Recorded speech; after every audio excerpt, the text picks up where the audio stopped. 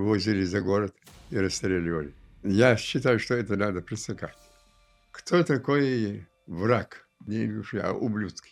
Путину нужно взять телефон. Без вас, ингуши, Кавказ и Кавказ, выселение, коммунизм. Взять и на карте включить пригородный район. Между ними разговор может быть только о том, когда и как они передадут наш пригородный район в состав Ингушской республики. Дорогие друзья, всех приветствую. Ассаламу алейкум. Дади Халшин. Сегодня в этом выпуске Хамди подкаста уже мы в гостях у Кадзоева Исы Аюповича, ингушского писателя, поэта, драматурга, педагога, политического и общественного деятеля. Иса, Дади Халшин. Машаллах, да, Дади Халшин. Шуна масне вегладух чарга масне да. Сразу хотел бы сказать и извиниться, Бехцеваш Ходыща. Мы сегодня на русском языке будем разговаривать. Я объясню почему. Потому что у нас очень много зрителей, в том числе, которые также через социальные сети, им было интересно задать вам вопрос. Также и зрители будут из разных регионов России, да, они хотели бы услышать ответы, то есть поделиться мудростью, вашим опытом. И параллельно хотел бы выразить благодарность за то, что нашли время. Я знаю, да, со здоровьем у вас некоторые проблемы. Вот сейчас в любом случае вы выделили время, чтобы с нами побеседовать. Первый вопрос, Иса. В любом случае, вот мы сейчас, да, также здороваемся, и часто вот у ингушей бывает такая дилемма, как младшим здороваться со старшими. Там, ассаламу алейкум, Дади Халшин, или просто Дади Халшин, салам алейкум, некрасиво говорить. Вот как вы считаете? Мы приветствуем ассаламу алейкум и Дади Халшин, Сади Халшин, Маш Доғаш. Оба этих приветствия, они, если перевести на родной язык, сходятся к единому. Поэтому, когда мы очень щепетильны в почитании старших, перед старшими к старшим мы обращаемся Дади Халшин, Сейди Халшин, Эйди Халшин. А равные между собой приветствуют по-арабски ассаламу алейкум. Я считаю, это норма нормальная. А вот некоторые одновременно говорят, например, салам алейкум, потом Дади Халшин дополняет. Все-таки лучше просто отдельно. И так можно. Да. Из этого дальше, вот, Иса, такой вопрос. Насколько я знаю, раньше вот также вот из рассказов, из работ Идриса Базоркина, писателя, мы также можем заметить, что у ингушей издревле, насколько я знаю, юмор такой, остроумие в почете было, то есть где правильно ответить, быстро сообразить, то есть красивое слово сказать в нужном и уместном месте. Но сейчас, мне кажется, есть такая тенденция, что некоторые немного излишне обижаются на какие-то, даже аккуратный, на какой-то там такой красивый, можно сказать, уместный подкол. Вот как, Иса, вы относитесь к юмору среди ингушей, имеется в виду? Вписывается это в наш эздил? Я отношусь к юмору так. И раньше так было, и то, что сохранилось от этого сегодня. Юмор, есть юмор, такое красивое, сказанное, смешное слово. А есть юмор от слова «ю», тонкое, хитрое оскорбление. Я к нему отношусь отрицательно. Шило, да? Да, шило. Когда потихоньку подкол. Да. Также, Иса, следующий вопрос. Вот эздил есть понятие, да, ингушское. Ну, для русскоязычных, говорю, это как уважение. Но оно вообще-то более емкое слово. Это не так просто перевести. Но есть основных 3 вида эздила. Ну, это гулук, да, между старшим и младшим. Лерхам, лорхам, точнее. И довн эздил есть такой. Вот, как он соблюдается? Есть ли вообще такое понятие? Старший, он есть старший. Надо уважать его возраст, его опыт жизни надо уважать. Есть отношение к женщинам, почитание их материнства. Я думаю, главное. Но вот Дон Эзелди был такой 7 запретов. Дал Норволха Валшхант, Бират Ковдра. Дал Норволха Вижаш Сега. Вижаш Мастахчата Ковдра. В общем, 7 запретов. Это было выработанное правило. И ингуши, вы, наши предки, строго соблюдали это.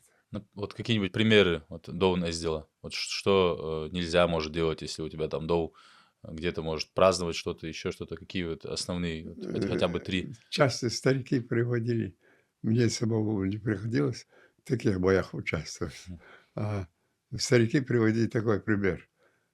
Один достиг своего кролика, но он был, его противник был вооруженный, а он был безоружен. Я тебя не могу, говорит, отпустить. Хадава, говорит, атубат. Мгм. Тогда тот что сделал, его кролик, вытащил кинжал, подошел к нему и воткнул в землю. Первый удар нанесешь ты, а потом по очереди, пока Аллах не определит один конец. Итак, каждый наносил противнику удар, чтобы он не был смертельным. Так, потом, когда они оба упали, от него кровь, с его кролика кровь, в одну лужу кровь слилась. Старики определили, что Аллах их побратал. До того, да. Окей, Вот такой хорошо. пример. Почиталось благородство, честь. Сам это кодекс чести. Вот есть такой тезис, некоторые считают, да, что самая основная функция кровной мести какая-то сдерживающий фактор, да, Да, чтобы... да, сдерживающий факт. В то время, когда не было единого государственного управления, вот этой кровной мести, Какими качествами должен обладать галга, ингуш? должен обладать кодексом чести Эзел, мужчина. Отвага, скромность. Наши отцы говорили такие слова. Сое, Азия, шейт кодовцова. Терпение и удовлетворенность тем, что он имеет. Ценить то, что есть, да? Жажда чужого добра почиталась плохо. Как вы считаете, какие вот на сегодняшний день 3 основные проблемы вот у ингушского общества? Вот сейчас я знаю, что их немало, наверное, да, есть. Сохранение родного языка, присоединение пригородного района к Ингушетии и развитие нашей культуры. Какие-нибудь, может быть, есть 3 положительных фактора, которые ранее вот, хуже положение было касаемо них, чем сейчас? Вот что стало лучше, чем было? То, что мы создали свою республику, раньше мы растворялись в чужих культурах. Сегодня уже мы создали свою республику, как-никак. Я не скажу, что сегодня наша республика, она обладает всеми теми качествами, которые должна была обладать. Но это уже республика, и у нас свое правительство, свое руководство. Я считаю это большим плюсом. Ни для кого не секрет, что наш народ, он многострадальный, как, ну, как, в принципе, и многие другие народы Кавказа, но в частности наш. И вот мы пережили очень тяжелые времена, и высылку, и 92-й год.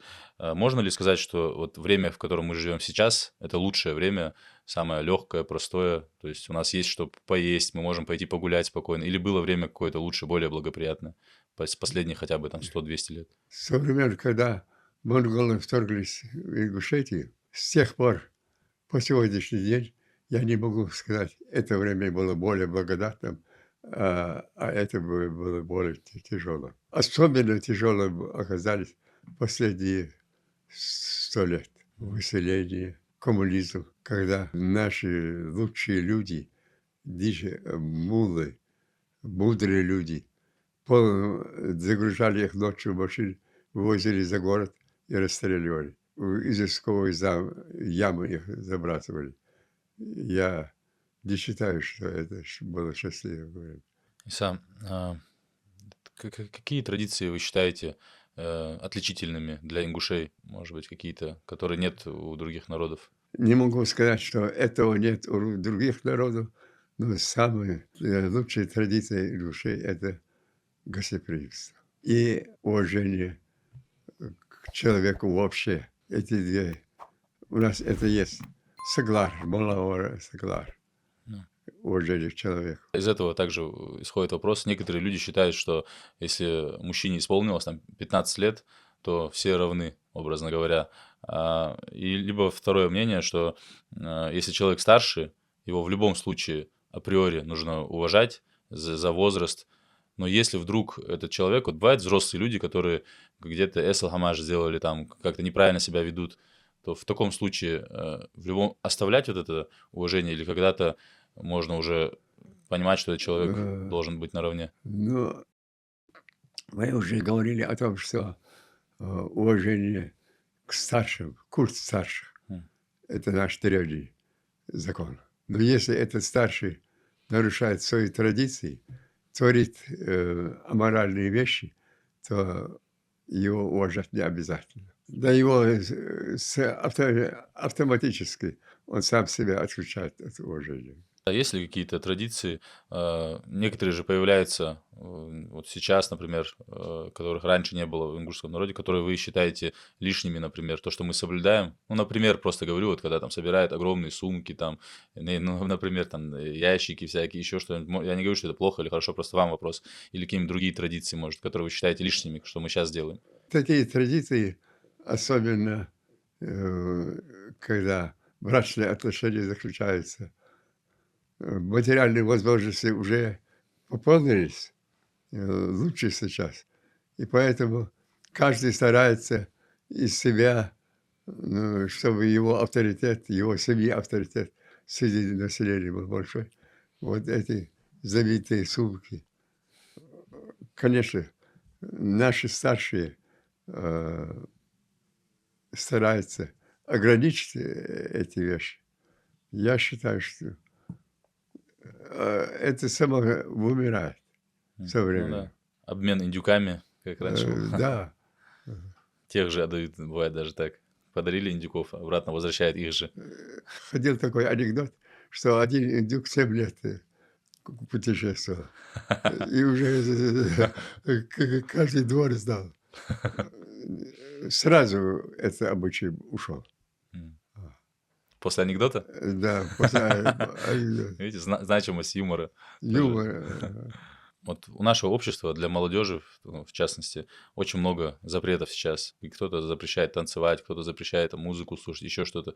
Как вы считаете, есть ли и негативная сторона у этих моментов? Потому что досуга как такового у нас сейчас пока что слабо развит, я так считаю. У нас парков мало, у нас кинотеатров мало. Вот и как-то нормально, законно отдохнуть молодежи негде, и они начинают вот, к наркотикам, например, прибегать, там еще каким-то видам плохим, по квартирам прячутся, там употребляют наркотики, пьют.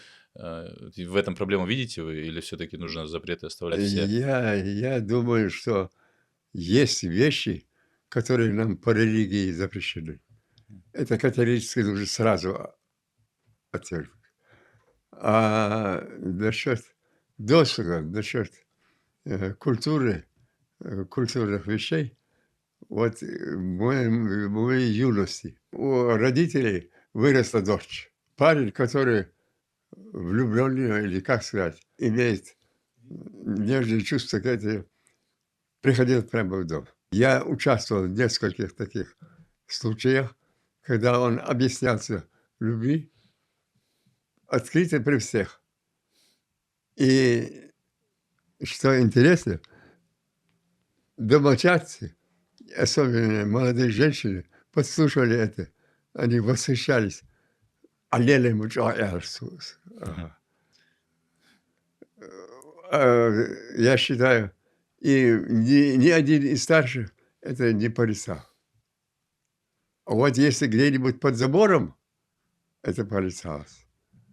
У нас у нас танцы запрещены. И я бы, если меня спросить, я бы хотел, чтобы эта культура сохранилась. Но если выступают наши муллы, которые это запрещают, тут уже слово за них. Иса, как вы считаете, есть ли сейчас единство какое-то у ингушского народа, бард на ингушском языке, или его нет? Если нет, то почему? Как вы считаете? У каждого человека свое мнение на определенные предметы жизни. Ну, в общем, я считаю, что ингушский народ сегодня как никогда единый. Это единство создали не старшие, младший. Иса, в одной из книг вы писали, это ваша цитата: «Счастье — самое хрупкое из всех субстанций на Земле». Нашли ли вы свое счастье в жизни? Если да, то в чем оно заключается? Я считаю, что я счастливый человек. Э, Не скажу, что я э, всегда ел печенье и пил мед, но я считаю, что та жизнь, которую мне дал Аллах, Он дал мне попробовать и тяжелые моменты жизни, и легкие моменты жизни, и провел меня через все перепутья моего народа. Я пережил все, что пережил мой народ. В этом мое счастье. Бог он даст, и резался к отцу. Наш. Именно Именно поэтому, наверное, к вам приходят постоянно. Вот до нас записывали ГТРК, да, телевидение. Сейчас мы приходим, потому что вы пережили все, что пережил наш народ. Вот почему-то люди считают, что я что-то... Я ничего не знаю. Я знаю то, что вы знаете. То, что вы приносите, другие. Но многие не знают даже этого, как говорится. Посоветуйте 3 книги обязательные к прочтению. Вот ваш топ, можно сказать, как говорится. Я бы хотел, чтобы люди прочитали мою эпопею. Семикнижную эпопею. История борьбы ингушского народа за свое существование именно на этой земле и вообще на Божьей земле. И именно на этой земле. Все, что я пережил, передумал, все, что я от старшего услышал, я вложил туда. Ну и кроме этого, и 2 книги «Обвал» и «Над бездной» в народе. Но кроме того, вот последняя моя книга о Соломбеке Сагапшинском.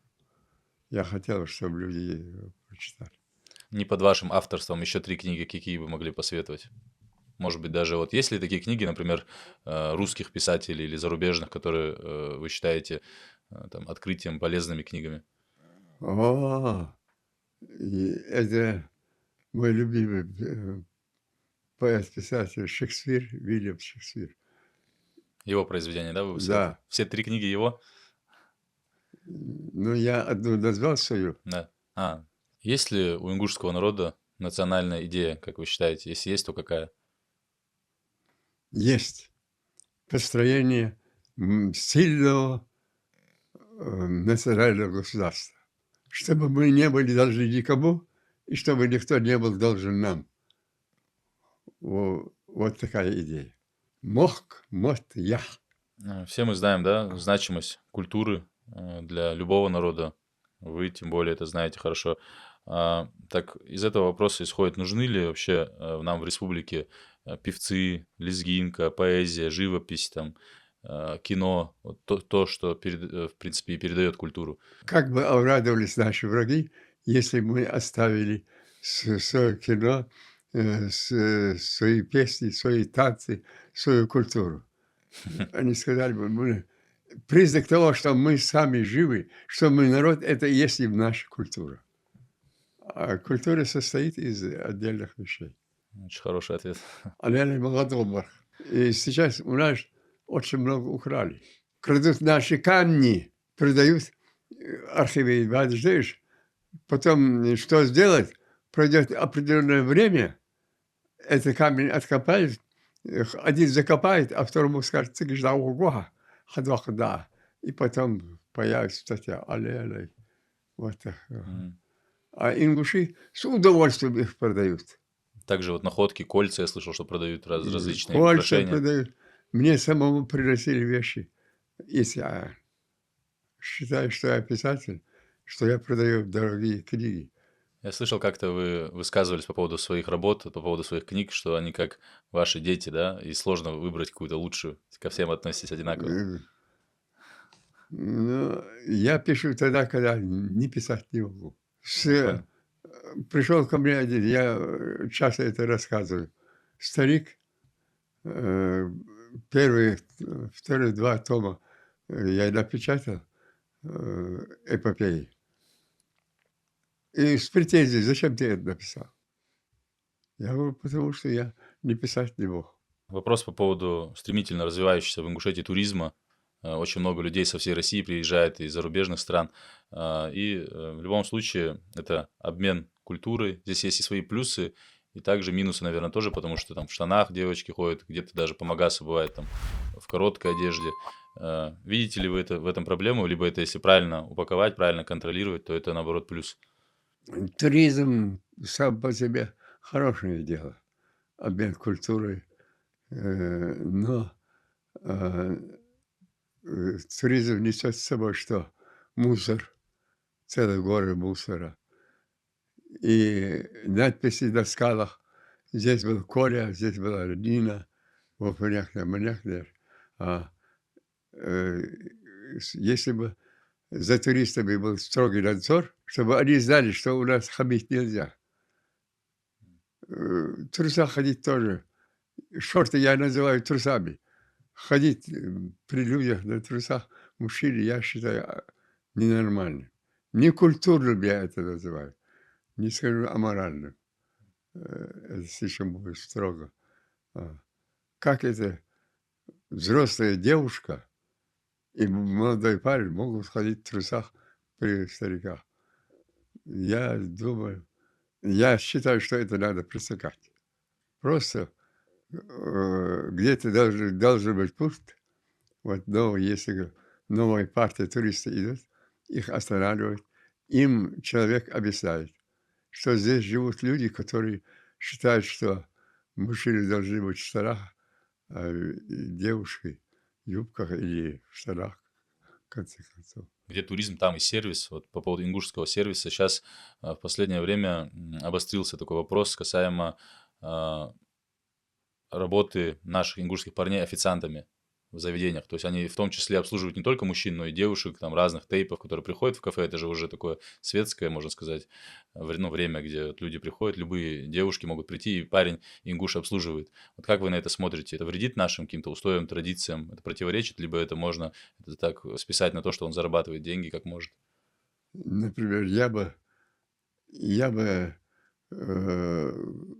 в кухню не пошел. Хатсон, как это ингуш парень будет выглядеть официантом. Запрещать нельзя, да? Нельзя, конечно, но поварёшка и стряпня должна быть в руках женщины. Дорогие друзья, мы перенеслись в город Сунжа в магазин Ингдвери. В первую очередь они занимаются дверями, да, как следует из названия.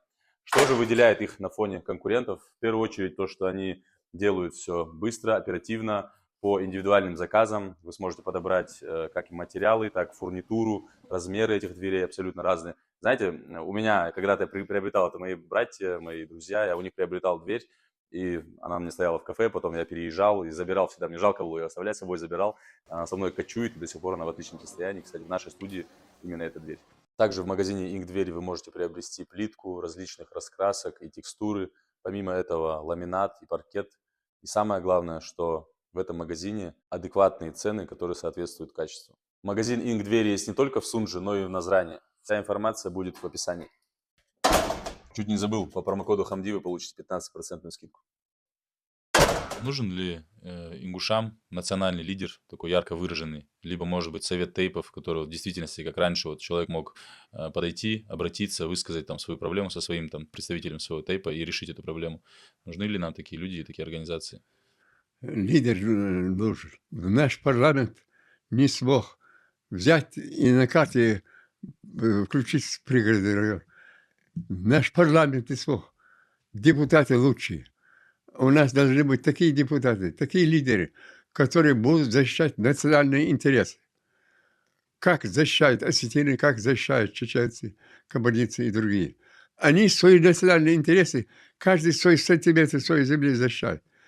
А наш район, родной Иркутский, древнейший район, не смогли на карте сказать, что это наш. И тот, кто отказался подписывать, национальным героем стал. Очень нужен нам такой лидер. Почему закон о реабилитации репрессированных народов не исполнен? Связано ли это с тем, что вот многие говорят, что лоббистов у нас нет этого закона, а вот у этих же, прямо говоря, да, у осетин есть лобби? И в этом тоже дело. Один из причин то, что у осетин мощный лоб в Москве. Я был во всех высших кабинетах Советского Союза. Я разговаривал с Горбачевым 1,5 часа, 39 минут. Я сидел на одной табуретке, мы с Ельциным сидели. Пол табуретки мой, пол его. 4 раза я встречался. Со всеми высокими такими личностями. Везде, за любым столом, на какую-то одну из ножиков стола держит осетин. Это есть, это правда. Кроме того, я считаю, что руководство думает так, как сохранить стабильность на Кавказе. Это можно, они еще по их расчету, стабильность на Кавказе можно сохранить, направляя один народ на другой. Используют осетин для того, чтобы ингуши не окрепли. За рулем сейчас много очень женщин в машинах становится. Вот как вы к этому относитесь? Это нормально или Ну, нет? насчет за рулем женщины, я считаю так. В прошлом были валы, упряжки валов, конные упряжки. Ими управляли и мужчины, и женщины. Если женщина находится за рулем, смотря с какой целью она, например, на работу ходит, на рынок туда-сюда, это и порицать нельзя. Но насчет того, что на всех руководящих ролях сейчас направляют женщин, ими управлять легче женщинам. Это раз. Кроме того, женщины сейчас являются фактическими руководителями семей. Почему? Потому что они зарабатывают, они на высоких должностях, а мужья у них подручные они. Ну, также есть, наверное, проблема по поводу вождения женщины. Я думаю, наверное, если, к примеру, муж занят, да, то ей приходится на такси ездить с чужим Да. мужчиной каким-то. Лучше, наверное, уже, чтобы она... Лучше, есть плюсы в этом и минусы, но плюсов больше. Из двух зол выбирай. А то, что мы, мужчины, ныне находимся в руках женщин, это правда. А хозяин положения кто? Тот, кто, у кого в руках кошелек. Есть мужчины, которые да, сагьочи направляют, вытаскивает из женщины 1000 рублей, говорит, да. И он с гордостью идет, эти 1000 отдает, считая себя мужчиной. А если бы он работал, устал, у него голос был бы тверже. И он был бы хозяин, он был бы муж своей жены, а он просто сожитель своей жены. Тот мужчина, который не зарабатывает. Оправдывается тем, что Бог мать. Бог бы клал дети, не забахал хайбиша гульнар. Цел хабибели. Люди находят. Он же мужчина. Съехали, Бог мать съехали. Тербы шортом. Вот молодежь, слушайте, кто говорит, что работы нет, да, надо зарабатывать. Это один из признаков, да, мужчины, Да. что он должен быть добытчиком и зарабатывать. Иса, вот к нам приезжал также на подкаст гость из Ирана, и ему мы о традициях ингушского народа рассказывали, и в том числе рассказали, что у ингушей нельзя видеться с тещами. Он сначала в это не поверил, потом, когда уехал в Москве, он в Москве сейчас живет, и в том числе в Дагестане часто бывает, и он начал там всем это рассказывать, у других спрашивать, правда ли это или нет, он даже не мог поверить до конца. И многие в комментариях очень спрашивали, почему нельзя, и все по-разному объясняют. А как бы вы объяснили, почему ингушам нельзя общаться со своими тещами? Это один из законов Эзела. Голая методия, расская методия, может отдыхать, хакшцевалр. Чтобы не было фамильярности. Да. Слишком. Устьяция хакшцевалр. Это очень хорошо. Семейные весы уравнивают это положение. Наверное, у нас в республике практически из всех регионов самое меньшее количество разводов. Да. Но если не считать официальные, которые там делают специально. В семье бывают разные. Бывают же напряженные разговоры между мужем и женой. какие-то объяснения. А, и тут вмешивается теща, а он младший, он вынужден отступать. Тут единственное выйти ему из этой сетей — это развестись со своей женой. Иса, заметили ли вы, что вот на въезде в Ингушетию, если со стороны вот западной, со стороны Ингушетии заезжать, нет табличек въезда, также вот с восточной, где Чечня. Как вы к этому относитесь? Нормально ли вы это считаете? Почему вы считаете, что их нет? То есть нет вывески, вот Ингушетия какая-нибудь, там таблички хотя бы маленькой? Я об этом даже не думал. А, Ну это так вообще. Ну, думаю, что лучше бы, чтобы табличка была. Но, видимо, это э, государство, федерация считает, что она единая. У всех других регионов она есть, въезды. Даже в области, в какие-нибудь Воронежскую область, Орловскую область, даже не в республике. Я не знал. Да. И вот у меня просто один товарищ рассказывает мне, был в Дагестане, но в Ингушетии, говорит, никогда не был. Я говорю, откуда ты ехал? Он говорит, с Пятигорска. Я говорю, а как ты в Ингушетии никогда не был, если ты был в Чечне? Ты проезжал как? Каким образом? Он говорит, ну вот так вот по Бакинской трассе, говорит, там называется. Я говорю, значит, ты Ингушетию проезжал? Он говорит, я даже не заметил. То есть, во-первых, это перешеек небольшой, да, там 20 с чем-то, 30 Ага. километров, но еще и вывесок нет. То есть туристы, люди, которые ездят в Дагестан тысячами, они даже не понимают, что они проехали Вообще-то республику. должны быть. Да. Я так сейчас думаю. Я с этим вопросом я первый раз сталкиваюсь. Не знал этого. Иса, а слышали ли вы, что в 1944 году, вот после того, как нас выслали 23 февраля, 1 марта уже осетины поменяли название ингушских сел, то есть через Слышал. неделю, грубо говоря. Да. Да, вот, либо они заранее, значит, это готовили. Как вы считаете, почему вообще, зачем их так быстро поменяли? Осетины, как бы то ни было, осетины пытаются обогатиться землями за счет ингушской территории. И у них есть такие идеологи, которые считают, что весь Северный Кавказ — это осетинский. Аланы. Как будто бы они аланы. На самом деле аланами они не являются. Они иронцы, иранцы. Ну, и внушили своей элите эту идею, и они заранее были готовы. И еще Сталин ведь по крови был осетин, Оттуда и беды, наверное, да, пошли у нас. оттуда идет это. Просто вот, да, была информация даже в газете, что 1 марта вот у населенных пунктов будет другое название, ну, газет тех времен, то есть это подтверждает этот факт. Следующий вопрос. К нам на различные мероприятия в Республику Ингушетия приезжают вот представители, да, нашей соседней национальности, вот осетины как раз, на различные и спортивные, в том числе культурные. Видите ли вы в этом проблему, например, что они приезжают? Стоит ли их приглашать, если они уже здесь есть? Вот мы встречаем осетин в Ингушетии. Как к ним относиться, как к гостю?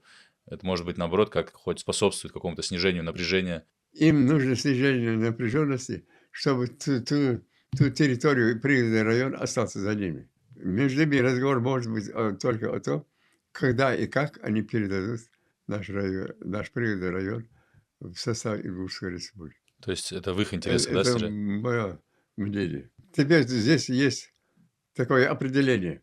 Кто такой враг? Кто такой враг? Когда можно сосед, враг? Враг тот, который притязает на твою территорию, на твою семью, на твою жизнь. Они притязают на нашу территорию.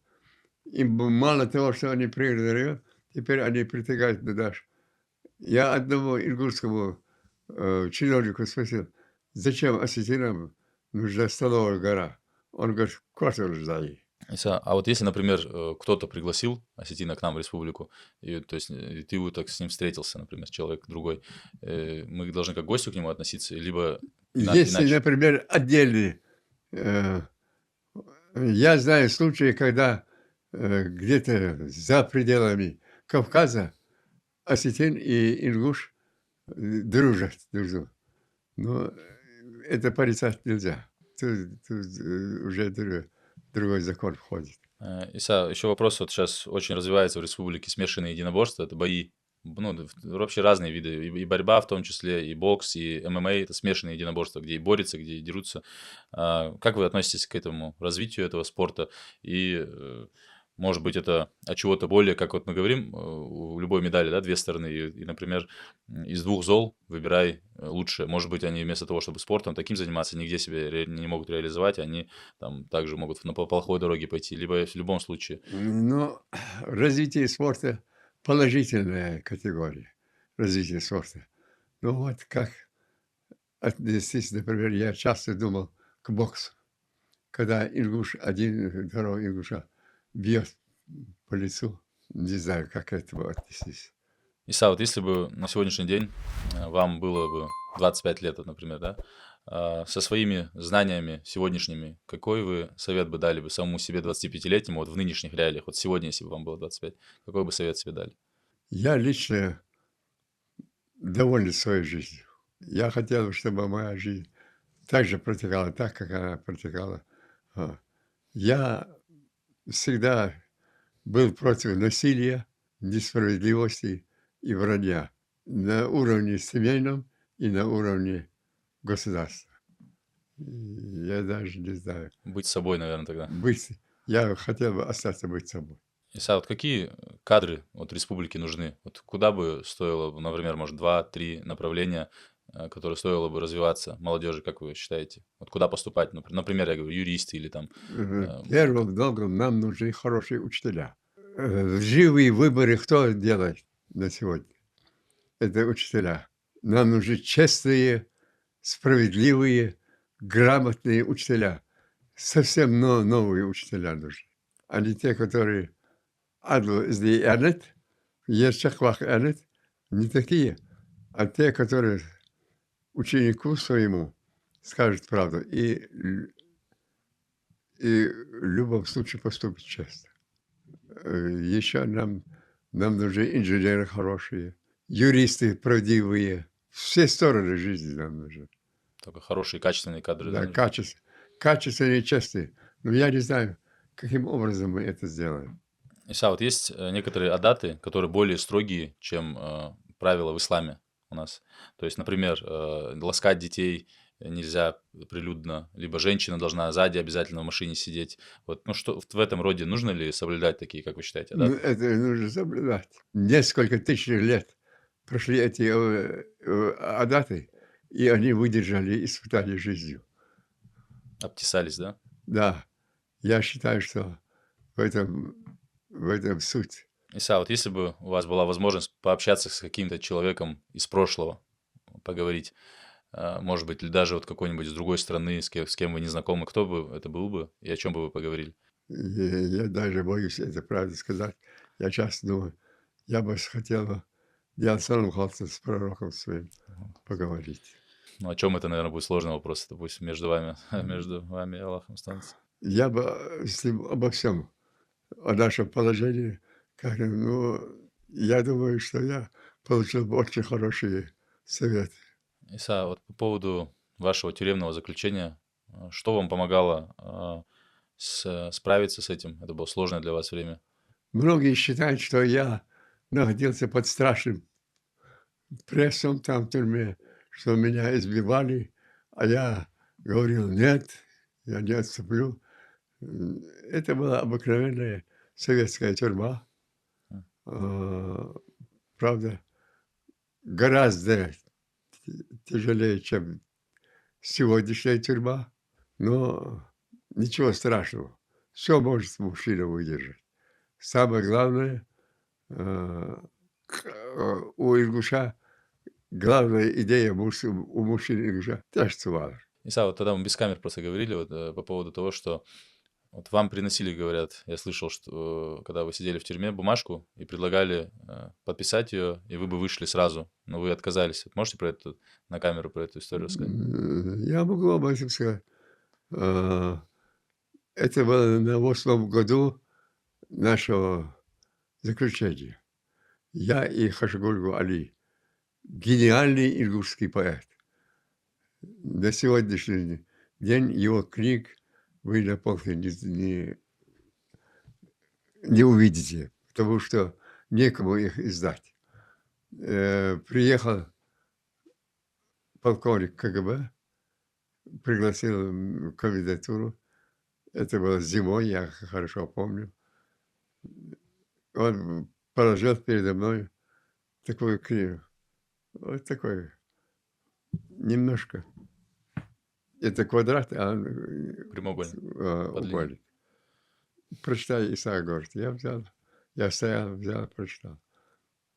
Там было написано, что я, Исаак Концов, отрекаюсь от своих убеждений, за которых получил срок, и т.д. и т.д. и т.д.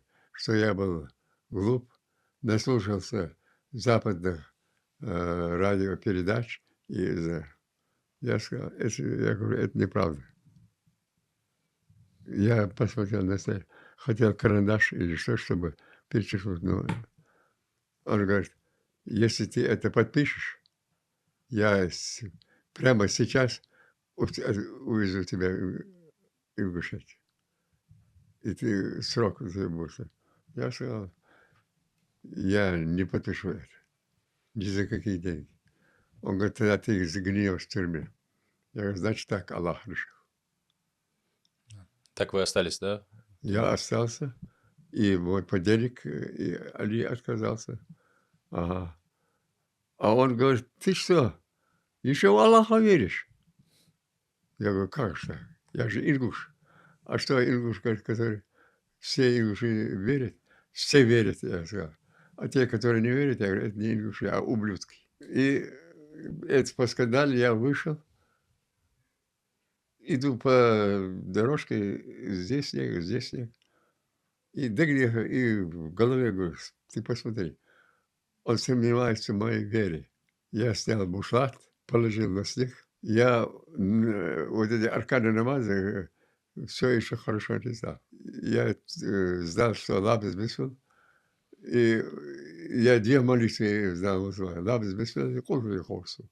Всегда молился, царам заговор. Да, заговор, давянер. И я стал молиться. Я сказал так, весь день выходя. Что أنا لابد مشتاقات سيخرج الناس وحقين موسى اللي دخلت واصل يعني ورحت لابس ديشش так ахач кулва дишь так грвал мохмеш весь лагерь меня окружил а мороз был градусов 20 мороз он ноги отморозит и кыш а меня хайяс куш барзелаться мушла. Так, когда я сел обуваться, иголки начали колоть от холода. Так, там был туркмен один. В шалме, он одноногий был с протезом. Он взял меня, баранчик, я хочу, хочу тебя спросить. Отвел в сторону. Ты какой намаз делал? Так, السؤال я Аллахский намаз сделал. Он говорит, не знаем, говорит. 2 ракат намаз знаем, 3 ракат знаем, 4 ракат знаем. 36 ракат намаз не знаем. صدق يا الله خلو استعدوا باتر да Искренне. سعد الدكتور да جيش دول Да. خرطة ديش А в то время вообще молиться, да, запрещали, по-моему, в советское время. Мечети же закрывали, церкви. мечети закрывали. По международному считали, что у нас свобода религии, и Конституция была написана, а на самом деле запрещали. Еще такой вопрос, когда вы вернулись с тюрьмы, вот первый раз приехали в Ингушетию, вот коротко, какие ощущения были первые, когда увидели родину? Первый, когда Родину увидели, Родина, ее природные красоты, все это, конечно, очень возбуждало. Но темнота населения очень давила. Особенно темнота ингушского народа. Темнота политическая. Темнота вы имеете в виду какое-то незнание, невежество или что? Или... Не понял. Темнота в смысле щедр адлофьях. М, Адлофьях. м. Вот это. Так. Я отрекся от этого адла. Они говорят адлофьях. Адлофьях. Хадамел магач. Адло мухтижи. Когда была депортация ингушского народа 23 февраля 1944 года, вам было 5 лет, да? 6. 6 лет. А что-то помните вот в моменте, когда ехали в поезде? Все помню. Самые какие-нибудь яркие впечатления? По-моему, было вот с того дня Я все ясно помню. А то, что было до того дня, как отдельный кинокадр. Лабза на Хофтышхана, на Альбяхре, дор, хампи. Стучали в ворота солдаты, зашли. У нас была собака, Таги, собака была. Она их не пускала. До привязи, до длинной. Солдат отошел и выстрелил, убил ее. Наш дед умер и говорил, что сожалею, ехать лежать. Он очень, он когда садится кушать, каждый раз спрашивал у женщин, «Таги, где ж это даешь?» Это Сылдахамар, сыскал хаист. Он откуда-то принес этого щенка. И вот Шнер. Так началось наше. У нас квартировало 4 офицера. Им выделили одну комнатку. И я, как малыш, среди них часто был. Они мне кусочек сахара, печенечку какую-нибудь дарили. А в день выселения, да, ходя Уалер, царь Дайгдаам, знаешь, когда царь, тем хой буш, царь Берлин. А потом, оказывается, это были картографы, которые составляли карту, как нас, как этот район выселить. И Канна, Массе, Диалмоста, Белхажишмель. И когда нас погрузили в Студебекер, между прочим, американцы прислали колонну, огромную колонну Студебекеров, на которых нас выселили. Везли Буро, везли на Студебекерах, и падаль лекар, играли танцы на улице. В чем дело? Оказывается, осетины праздновали день нашего выселения. Вот. Потом нас погрузили в вагоны, и 18 дней мы добирались до Казахстана. Духота,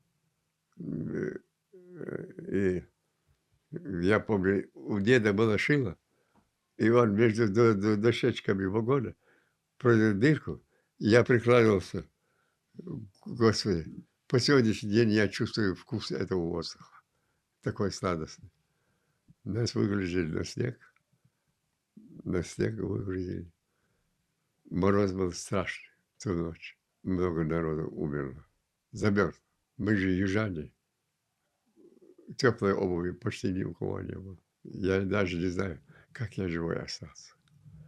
Один мужчина ходил, люди говорили, что он был на войне, потом инвалид с фронта вернулся.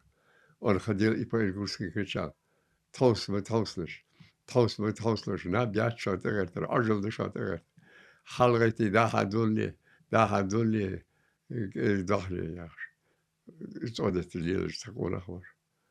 В общем, То есть он говорил, не засыпайте, двигайтесь, да? двигайтесь, Что говорил. умрете. Он фронтовик был. В общем, С вот так. опытом был. О. А там жизнь в Казахстане самом, вот как казахи встретили, какое отношение было? Делились ли некоторые хорошо, некоторые У плохо? казахов было очень хорошее отношение. Редко казах к ингушам перестал плохо было. А у другого населения, русскоязычного, очень плохое было отношение.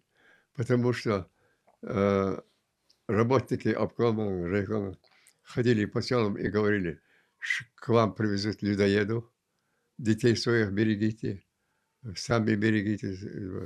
И это они за чистую монету поделили.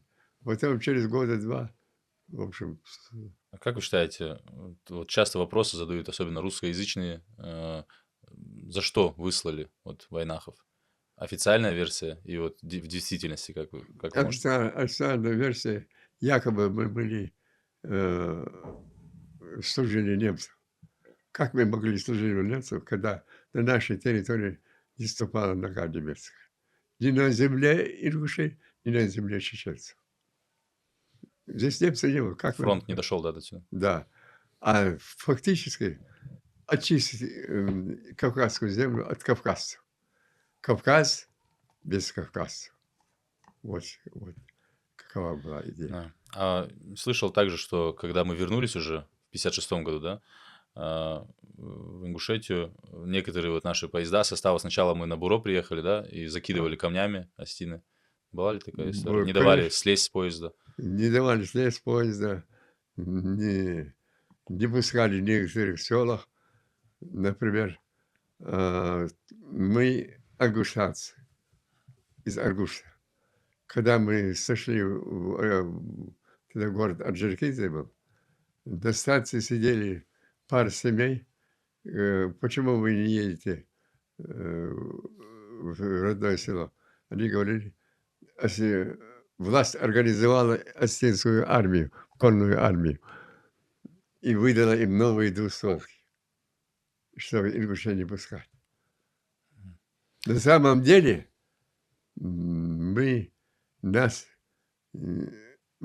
отвоевали опять эту, опять террором, гибелью людей, голодом, холодом. Вот. Но мы потом, когда 5-6 семей собрались, наняли машины и прямо с силой вторглись в родное село. Я бы хотел просто, наверное, озвучить, что из-за того, что нас депортировали во время того, когда война уже близилась к концу, да, и много героически сражавшихся за советскую армию было ингушей на различных фронтах, и всех отозвали даже с фронтов, правильно я понимаю? Да. И героев не дали. Вот сейчас осетины многие говорят, что у них намного больше героев Советского Союза, но у нас отменили все направления вот, на героев. И вот так случилось, что даже полковников, да, Указ такой был. Не награждать. Офицеров наказывали за то, что они представляли к наградам ингушей, чеченцев, героев. хотел бы такую аналогию провести. Вот геноцид палестинского народа израильскими оккупационными вооруженными формированиями, мне кажется, чем-то похож на события осетино-ингушского конфликта, геноцида ингушей. Любая беда любой нации, угнетенной нации, она похожа друг на друга. Конечно, судьба палестинцев очень похожа на судьбу ингушского народа. Очень, да, действительно много параллелей можно провести. Мы просто на данном этапе свое государство в какой-то форме имеем, а они не имеют. Иса, вот еще вопрос такой. На нашей территории, пока нас не было, да, пока мы были в депортации, их в основном заняли грузины и осетины. По поводу грузин отдельно, да, скажем, я знаю ваше теплое отношение к ним. Ну, в принципе, да, они считаются нашим братским народом. И вот конкретно про осетин, как вы считаете, почему они вот не по-горски так поступили? Есть ли, может быть, какое-то оправдание? Вот если бы была бы задача их оправдать, Есть чтобы... оправдание. Грузины кавказцы, потомственные древние кавказцы. Кавказские народы как-никак переживают друг за друга. Грузины ушли, а осетины, ну, чужеземцы, они, как сказать, не кавказского происхождения. Им все равно Чуждо им это все. чуждые народы. А вот по поводу грузинов пару слов, может, скажете, как они повели себя, когда нас Я выслали? помню, это был март месяц, 50. По улице Ангушты, Цехан, там дороги были очень плохие, грязь страшная. На коне ехал молодой ингуш и кричал во все улицы: идите к мечети. Приехали грузины, грузинская делегация, и хочет разговаривать с нами. Потом мой дядя, брат отца и я, мы пошли туда. Три машины были. Победы, Цыган. И один старый грузин поднялся на кабель, там возле мечети большой кабель был, на кабель, и оттуда он с большим акцентом говорил на ингушском языке. Нах, Йохар, Пхейвос. Он сказал: без вас, ингуши, Кавказ не Кавказ. Мы очень рады, что вы вернулись домой. Мы уходим, приходите, занимайте свои дома. Они уходили как? обязательно какую-нибудь живность оставляли. Или ягненка, кто победнее, или теленка, или корову, или овцу. Свой народ, он тебя понимает, свой соотечественник. Считается, да, что мы близки с грузинами. Конечно. Ингуши считают, что грузины, грузины ингуши, а грузины считают наоборот, что мы ингуши грузины. Грузины. Еще такой вопрос. Вот если есть какой-то путь решения нормального вопроса пригородного района, каким бы вы его видели, например? Как это можно вопрос решить? И этот вопрос можно решить только там, где эта проблема возникла. А проблема возникла в правительстве Российской Федерации. Что нужно сделать? Путину нужно взять телефон и позвонить во Владикавказ. Немедленно займитесь осуществлением реабилитации, какое-нибудь сопротивление этому действию правительства, будут приняты строгие меры. Все, никакого хипиша не было. Говорят, осетины в том числе часто говорят, что Руслан Аушев, первый президент Республики Ингушетия, он взамен пригородного района согласился, чтобы нам разрешили построить МАГАС. Хотя я считаю, что в любом случае нужно было делать при распаде Чечено-Ингушской республики. Нам нужна была в любом случае столица, у нас же Грозного уже нет как столицы. Это, и некоторые говорят, что нам дали Чечено-Ингушетии, ранее дали 2 или 3 района, там Наурский, по-моему, еще Шилковской. Что вы на это скажете? Правда это? Ну, я считаю, что осетины говорят неправду. Во-первых, действительно, 3 района были выделены из Ставропольского края, они отошли к Чечне. Как мне известно, на этих 3 районах жили 2 ингушские семьи. Один был бухгалтером в Наурском районе, остальные не знаю где. Теперь город Магас нам не подарен, он восстановлен из древнего Магаса. И на нашей ингушской земле. Так что, если бы, допустим, город Магас для ингушей был построен на осетинской земле, тогда бы они это могли сказать. Магас построен на нашей ингушской земле, и был возрожден древний Магас. Это столица древней Алании. Да. По совету ученого Кадзоева Нурдина. И народ, по-моему, наш не спросили, когда вот такой обмен даже предлагали. Я видел даже, по-моему, интервью, где Руслан Аушев говорил, что да, действительно, вот нам дали МАГАС, я вот согласился, но народ же не спросили. Короткий блиц-опрос. Традиции или современность? Традиции. Сила или мудрость? Соединение. Дети или старики? Кому уделять больше внимания? Старикам. Общественное порицание или замалчивание и скрытое наказание? Общественное порицание. Консерватизм или прогрессивность? Баланс. Слепая отвага или рассудительная предусмотрительная осторожность? Второе. Месть или милосердие? Милосердие. Все, Иса. Рясал Баркал. На этом мы закончим. Да. Вот в эту камеру, если можно, посмотреть. И пожелания молодежи и зрителям, что вы могли пожелать, посоветовать?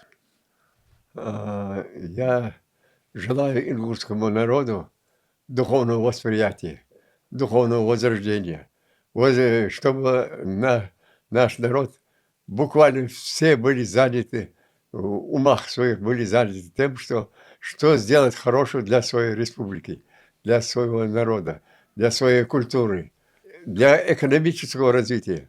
Нам нужна такая экономика, такую экономику построить, чтобы мы были самодостаточны. У нас богатая земля, природные данные нормальные, мы можем жить. Я не говорю богато, но нормально можем жить на своей земле. Мы же 5000 лет жили на этой земле, и никто нам ничего не давал. Мы сами в своей земле. И мы дальше так можем. Только чтобы наши молодые люди учились в лучших вузах, которые есть. И оттуда приходили для того, чтобы возрождать республику. Возрождать какую-нибудь ее сторону. Или культуру, или экономику. Вот. и высоконравственность, чтобы в нашей республике была. Я рад тому, что еще иркутские парни не ходят в трусах. Веришь же, шортах. Мгм. А когда я увижу первого, я пойму, что мы съехали с лыж. Мы не с пустыми руками пришли. Я все не буду доставать, просто единственное покажу. Это от Раи Ильяновой, это ингушский мастер, это ручной работы. Вот такой с такими состарившимися страницами блокнот. Хотелось бы, да, чтобы ты дальше писал. Ну, также ручка здесь есть, да, чтобы дальше ты писал, Да. занимался. И вот когда я узнал, что это Инстинктика, есть магазин в Магасе, когда я туда зашел, чтобы это все купить, они узнали, что я еду к вам, и сказали, эту кружку обязательно тоже надо дать, потому что здесь есть такие слова: си, ирос, я, денал, эздил и лерхам. Они говорят, что эти все качества у вас есть, поэтому это кружка тоже к нам. Вот. Ну и остальное здесь мелочь. Да, оба садовши. Дарья Салшин, Баркал.